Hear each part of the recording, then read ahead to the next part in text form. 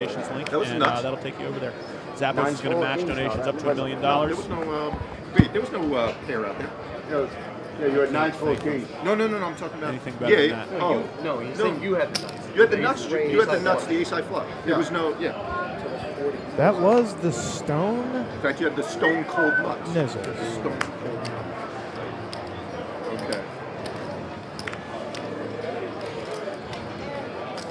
Fold the Neeme and the hijack with Get the in there with the king nine from the hijack. King 9 double suited, good enough.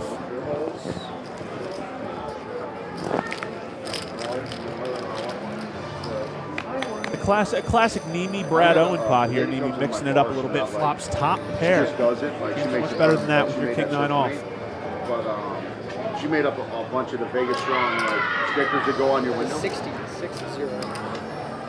Now this flop doesn't hit Neeme that much, so not too crazy to get a call here out of Brad with a backdoor flush draw and an overcard. Backdoor straight draw as well. Now he's hard. And she donates all the money she There have been some interesting runouts so far on the show this evening, to say the least. Super nice. Why wouldn't Brad? Brad drills the best available card for his hand, the turn card, an undercard to a 9 high board. Can we see a king of spades on the river? I didn't see what cards were folded. Range. Can we see the king of spades on the river? And then let's let Brad slow roll. I don't know if slow roll is in either one of their wheelhouses, honestly. No, we ever seen them heads up in a pot with each other before? No, I have not. This would be some value entertainment-wise. Alas. These two guys know a lot about each other. This is going to be interesting how this plays out. Does Brad think he can 3-barrel bluff Neeme here? At this point, I think Brad thinks he only loses if Neeme drilled that queen. Again, that 9 high board not likely to be in Neeme's range when he opens from the hijack.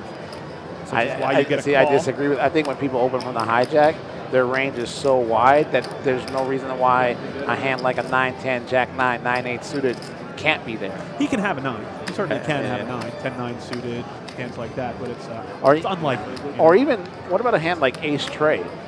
I mean, obviously he doesn't have it. I think that Brad believes he doesn't have it because he hasn't put money into the pot here. But raising with an ace trade from the hijack. Sure, suited ace and a wheel card, always reasonable holding to get it in there with, sometimes even to 4-bet with.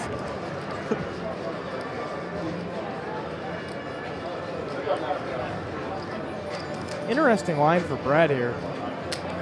Calls pre, check calls flop, and then just goes barrel. I get it. You pick up so much equity on this. Neeme calling station has been announced. Well, I tell you what, if that's true, it's going to serve him well here. Rock hard. What is it? Rock hard rain believes that 450 looks like it's a bluff, but that's the beauty of the bet because it does look like it's that polarizing bet we've talked about, right? It's either all or nothing type of bet. Yep. And that's kind of the hardest decision right now in poker is deciding what that bet is, right? Like, is it a bluff? Is it a call? Sure. These 80% pot river bets, they can be either one. Because let's be like, Brad would probably make the same play with like king, queen of spades, queen, jack of spades or something. Maybe he floats, pick up the flush draw, and now hits the queen on the river. I mean, it's a very polarizing range there.